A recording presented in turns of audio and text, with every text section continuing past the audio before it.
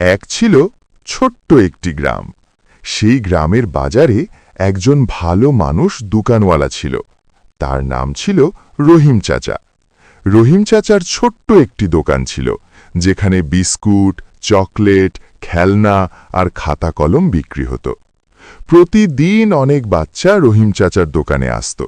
রহিম চাচা সব বাচ্চাকে খুব ভালোবাসতেন।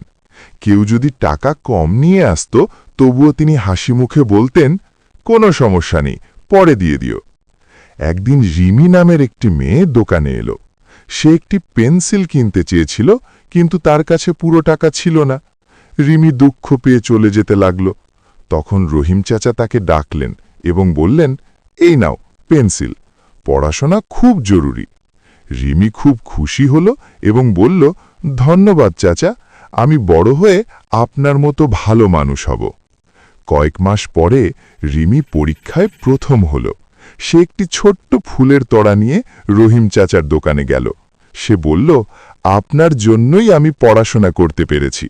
রহিম চাচা খুব খুশি হলেন। তিনি বললেন, ভালো কাজ করলে একদিন না একদিন তার ফল পাওয়া যায়। এরপর থেকে গ্রামের সব বাচ্চা জানত, রহিম চাচার দোকান শুধু জিনিস কেনার জায়গা নয়, ভালোবাসা আর সাহায্যের জায়গাও।